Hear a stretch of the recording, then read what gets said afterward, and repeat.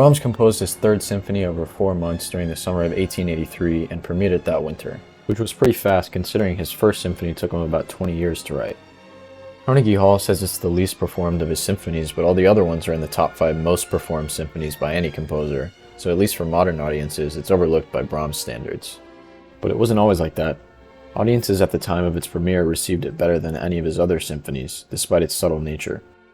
Each one of the movements ends slowly and quietly, a stark departure from the expected repeat Allegro 1-5-1-5-1 coda of the time. Critic Edward Hanslick called the symphony artistically the most perfect. Anyway, it seems to me modern audiences prefer to listen to what Brahms thought he should be instead of what he actually was. It's kind of like those Beethoven myths. Both composers weren't all their scowling portraits made them out to be. I was talking to this well-dressed old guy I had just met outside of Bell Hall the other day, who was attending a concert I was working, and I had just told him I was playing Brahms 3 on the 30th with the UL Symphony, and his first thought was to talk about how delicate it was. So that's first-hand audience feedback, I guess. He was apparently a big fan of fourth movements, although I couldn't really tell if his sentiment was positive or not. Anyway, let's get into the music itself.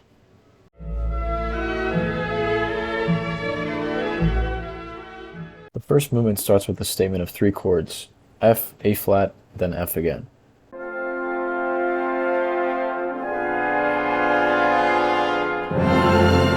This statement provides the fundamental building blocks for not just this movement, but in some ways for the entire symphony. It's followed by the part that I did remember to record, the primary theme and the violins, which expands upon the opening figure.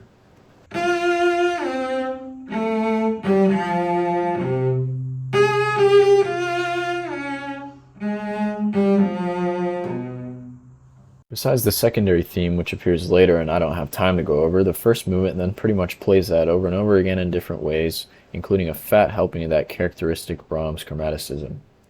Here's a part where the theme reappears in a different key and repeats in the parallel minor, which is pretty distant, so that represents one of the many abrupt departures to the expected harmony.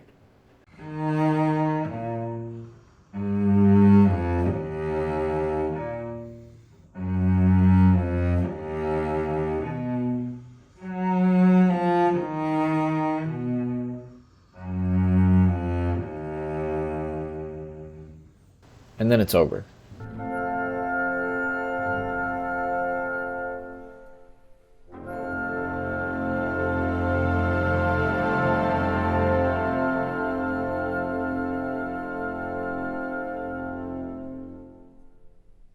And the second movement's kind of boring, so let's just skip straight to the third movement.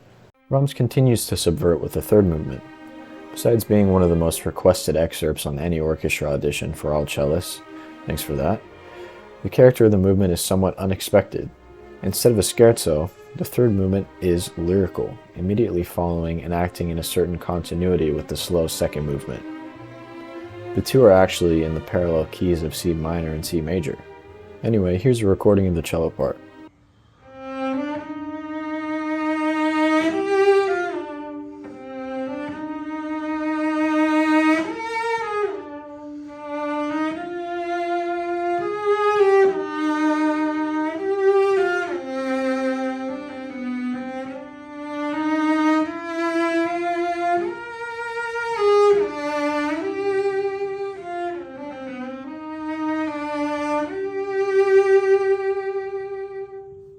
Besides the ending, the fourth movement is back to the Brahms we all expect.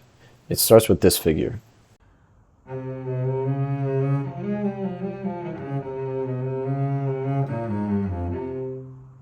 And the symphony ends softly in F major with a surprise restatement of the opening motif from the first movement, F, A flat, F, juxtaposed with the primary theme from the opening of the fourth movement.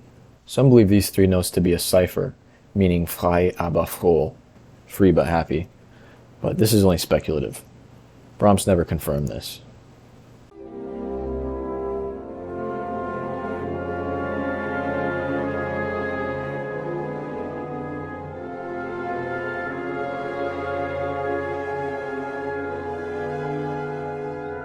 So basically what I'm trying to say about Brahms Symphony No. 3 is that it's one of the purest examples of his true compositional destiny.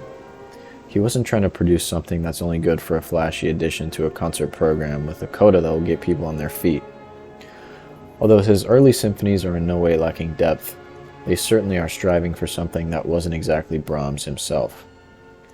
The period of his Third Symphony, sometimes considered his golden years, were simultaneously the most productive and the least insecure for Brahms, and it shows in this symphony.